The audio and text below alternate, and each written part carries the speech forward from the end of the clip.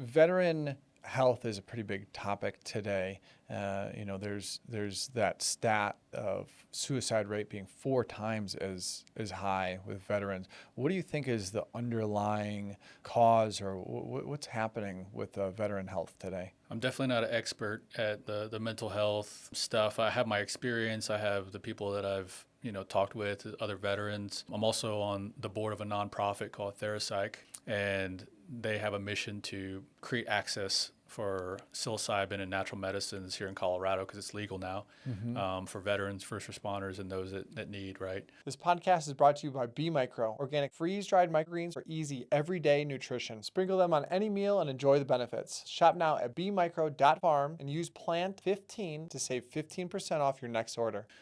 And what's the rule around that? It's under the therapeutic care. Yeah, so psilocybin specifically is legal in Colorado for use. There's no Recreationally? selling. Yeah. Oh, okay. I thought it was decriminalized in Denver, last I had heard. And that means that if the police find you with psilocybin, they're like, we won't arrest you. But it's not illegal. It's just they're not going to prosecute you to a certain amount. After you're holding a certain amount of psilocybin, then they're like, you're a dealer. Now it's a federal offense. Yeah, I'm not exactly sure the very specifics of that in particular, but I do know that, this year was the first year that they basically created an industry here in Colorado. I think in Portland as well. There's one other city. Oregon, is the first state. Yeah, Okay. So we've learned a lot of lessons, and many of the people that are licensed facilitators, they did their training in Oregon, and Okay. it's legal here, and basically it's like being able to have people legally experience what people have been going out of country for decades. And these plant medicines, these sacred plants, from different regions of the world have supported so many people. And me, big time. Yeah, 100%. Yeah, likewise here. And, hence why I'm supporting in the way I am. But I think that, there's been some kind of campaign or agenda, especially in the 60s and 70s, to where these substances, these plants, have been basically criminalized for a reason, because it expands the mind. It basically opens the doors of certain kinds of things, helps illuminate things. Like, maybe I don't like the way the government's doing this. Like, what's this all about? Maybe I don't like this or that. And we start to question things and push back on some of these narratives and paradigms that we're living in.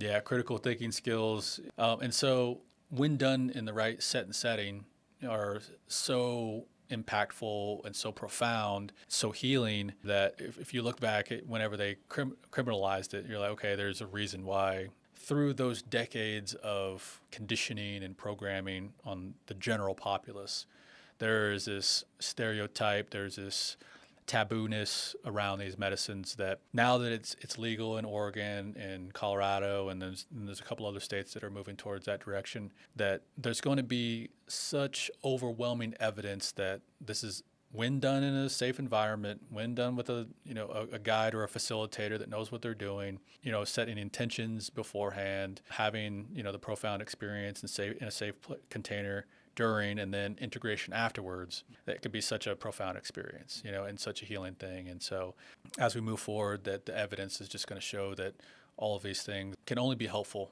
But I do want to, mention that it's not just about healing, but I think it's about being able to welcome a new game of life.